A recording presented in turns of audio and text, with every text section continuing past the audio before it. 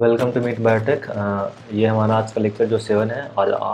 आज हम लोग पढ़ेंगे मेंडलिज्म। मेंडलिज्म पढ़ने में तो पहला जो पॉइंट हमारा होता है, the most prominent biologist of Mendel time were not in to habit thinking of mathematical terms. Actually क्या था, जिस समय चार्ल्स डार्विन थे और जिसमें मेंडल काम कर रहे थे, बहुत सारे साइंटिस्ट को क्या है कि मैथमेटिकल टर्म पता ही नहीं था। वो बायोलॉजी में मैथमेटिकल टर्म्स को यूज़ नहीं कर पा रहे थे। तो ठीक है। तो उसके बाद जब ये मेंडल आए और उन्होंने जब मैथमेटिकल टर्म्स यूज़ किया, तो देखा कि इवन चार्ल्स डार्विन भी जो थे वो भी मैथमेटिकल टर्म्स को यूज़ नहीं किए थे नेचुरल सिलेक्शन में। ठीक है। Even Charles Darwin whose theory of evolution by natural selection dependent on genetic variation among individuals. वो बस जेनेटिक वेरिएशन जो देखे थे वो अमंग इंडिविजुअल्स में देखे थे, ऊपर ऊपर नहीं, फेनोटाइपिक नहीं देख लिए थे। ठीक है, फेनोटाइपिक के आधार पर किए थे, लेकिन उनको मैथमेटिकल टर्म्स यूज़ नहीं किया था। लेकिन मेंडल क्या किए थे, उनको बिल्कुल जेनोटाइपिक पे और उसको प्रूव किया था मैथमेटिकल टर्म्स के आधार पर। ठीक है। Now Darwin fail to understand the significance of Mendel finding. जो मेंडल फाइंड कर रहा था वो सब सिग्निफिकेंस जो डार्विन थे उसमें वो प्रूव नहीं कर पाया। ठीक है। In fact Darwin performed breeding experiment on a snapdragon similar to Mendel's on pea and got data similar to Mendel's। तो जो डार्विन जो हमारे थे, इन्होंने भी एक एक्सपेरिमेंट किया जैसे मेंडल किए थे अपने पी पर, उस तरह से इन्होंने भी अपने एक स्नैपड्रैगन पे इन्होंने एक्सपेरिमेंट किया, तो पाया कि डाटा बिल्कुल सेम है। इनका जो कन्फ्यूजन था, इनका जो थ्योरी दिया हुआ था, एक तरह से यहाँ पर क्या हो गया, ओवरलैप हो गया, क्योंकि मेंडल भी यहाँ पर सही कर रहे थे, मेंडल का अपना थ्योरी था और इनका एक अपना थ्योरी था, दोनों ओवरलैप कर गया था। By the mist the point still relying on the concept of blending. क्या होगा यहाँ पर, ब्लेंड कर गया, ओवरलैप कर गया दोनों का थ्योरी। अब देखते हैं यहाँ पर ब्लेंडिंग थ्योरी ऑफ पेरेंट्स में क्या क्या थे, उसको अच्छा से एक्सप्लेन करने की कोशिश करते हैं। Parental traits are mixed in the offspring. अब पेरेंटल ट्रेट्स क्या है, मिक्स हो जा रहा है यहाँ पर। Does not explain how population did not reach a uniform appearance. बिल्कुल, अब देखा जाए डॉक्यूमेंटली समझा जाए, जब इवोल्यूशन हो रहा है तो एक यूनिफॉर्म अपीयरेंस में सबका क्यों नहीं हो रहा, सबका अलग अलग टाइप से क्यों हो रहा है। एक तो ये एक्सप्लेन नहीं कर पाए, उन्होंने मेंडल ने इस चीज़ को खोजा। और now how some inheritable traits skip generation. ये दो पॉइंट जो है, how population did not reach uniform appearance, एक अपीयरेंस में क्यों नहीं रीच कर पाए, और how some inheritable traits skip generation. ठीक है, इतना हम समझ रहे हैं मिडलिंग में, ये सब सारे पॉइंट को देख लिए। नेक्स्ट उसके बाद जो हमारा आता है स्पॉन्टेनियस म्यूटेशन। ठीक है, मेंडलिज्म बहुत छोटा था, उसमें ज़्यादा कुछ पढ़ना नहीं है। ठीक है, वो एक अलग थॉट बनाने की कोशिश किया गया। वो उन्होंने क्या किया था कि वो मैच कर रहे थे, एवोल्यूशन को जेनेटिक्स से मैच करने की कोशिश किया था, वही मेंटलिज्म का वहाँ पर थोड़ा सा दिया हुआ था। ठीक, और एक्चुअली वो एक न्यू एवोल्यूशन का कारण भी बन गया एक्चुअली वो मेंटलिज्म। उसके बाद आता है स्पॉन्टेनिटी ऑफ म्यूटेशन, या फिर इसको बोल सकते हैं स्पॉन्टेनियस ऑफ म्यूटेशन। ठीक है,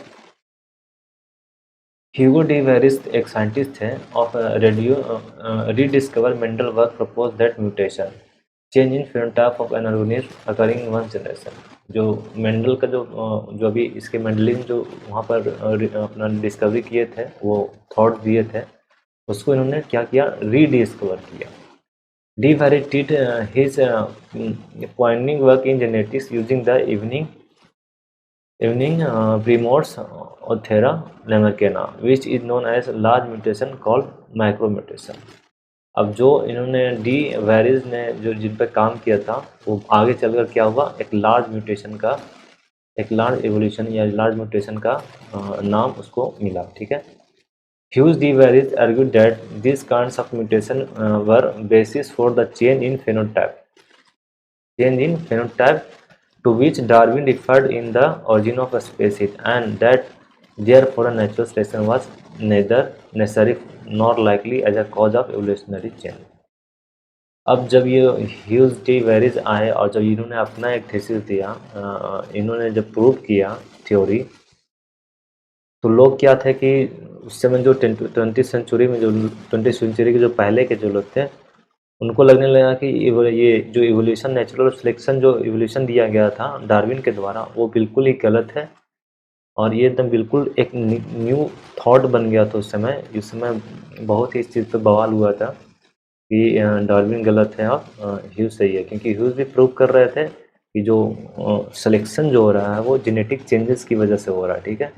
और मेंडल का ये डार्विन्स का कहना था कि इवोल्यूशन जो हो रहा है वो नेचुरल सिलेक्शन की वजह से हो रहा है। यहाँ पे इतना ओवरलैप हो रहा था क्योंकि मेंडल भी आ गया, यहाँ पे ह्यूजो भी आ गया और सारे लोग डार्विन्स को रॉन्ग प्रूव करने में लगे हुए थे, ठीक है। तो यहाँ पर एक बिल्कुल अच्छा स्टोरी है, कहीं बुक हो तो पढ़ना। मतलब पूरा ओवरलैप हुआ था एक दूसरे पे, सब एक दूसरे को बोल रहे थे कि तू गलत, तुम गलत हो, तुम गलत हो, एक दूसरे को ब्लेम कर रहे थे। बहुत ही इसमें वो हुआ था ना। जो हमारा सेकंड पॉइंट है, this mutational theory of evolution accepted by the most of the genetics but later accepted as a false because mutation is the source of variation in organisms and Darwin theory is still valid। लेकिन कुछ दिन के बाद क्या हुआ कि actually तो ये सब जो थ्योरी था, ह्यूगो डिवेरिस का जो थ्योरी था स्पॉन्टेनियस म्यूटेशन, इसको सारे जेनेटिक्स ने अप्रूव दे दिया था, बट लेकिन कुछ दिन के बाद क्या हुआ ना कि इसको फॉल्स बोल दिया गया because mutation is the source of variation in organism. अब ये पॉइंट समझने की बात है, वेरिएशन कहाँ हो रहा है? इन ऑर्गेनिज्म के अंदर हो रहा है, ठीक है। And Darwin theory still valid.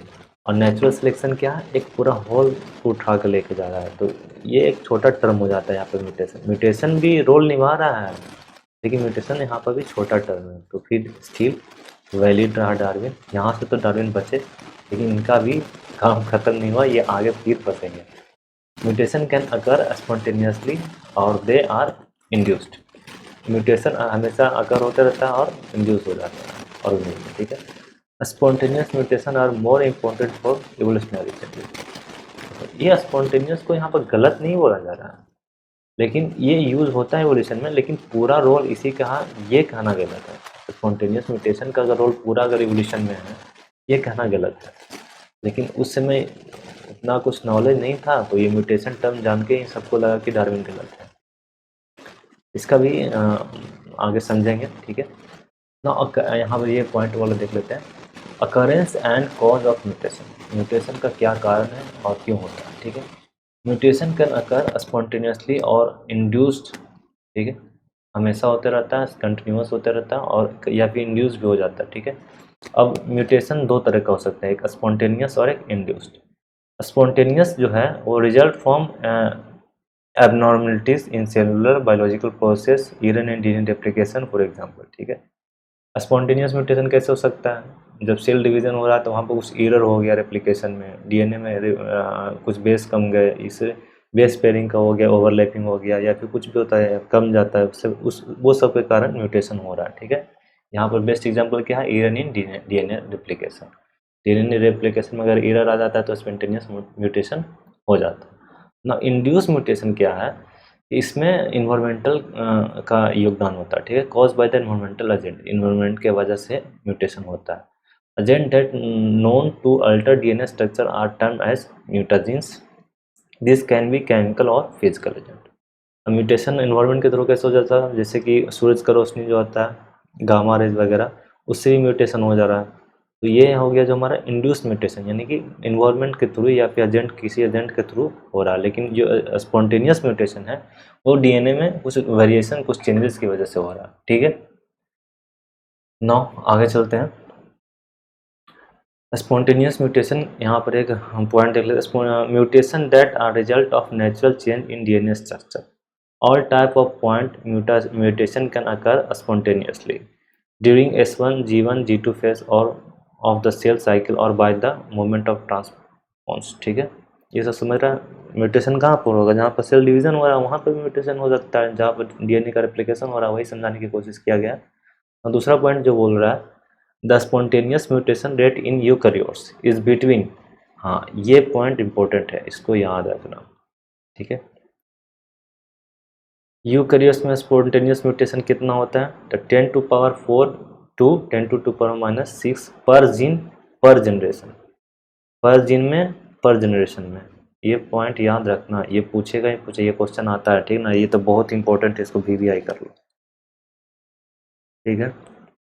ये पूछता है तो इसको देखते हैं। एंड बैक्टीरिया एंड फेजेस में क्या होता है? 10⁵ टू 10⁻⁷ जीन पर जनरेशन। बैक्टीरिया में ज़्यादा होता है, 5 होता है, जहाँ पर हम लोग 4 है वहाँ पर 5 है इसका, और जहाँ पर हम लोग 7 है इसका 6 है, ठीक है।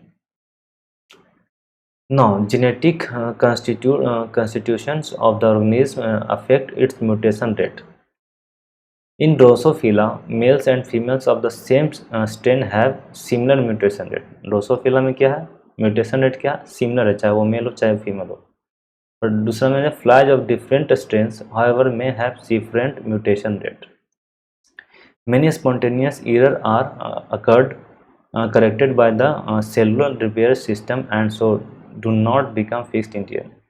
लेकिन कभी कभी जो डीएनए रेप्लिकेशन में जो चेंजेस आ जाता है वो कभी कभी सेलुलर मैकेनिज्म तरफ फिक्स कर दिया जाता है और वो आगे नहीं बढ़ता है, ठीक है। तो ये एक पॉइंट था जो हमें जानना चाहिए था स्पॉन्टेनियस म्यूटेशन में, ठीक है। आज के लिए इतना ही और कल फिर मिलते हैं दूसरे लेक्चर के साथ, ठीक है। Thank you.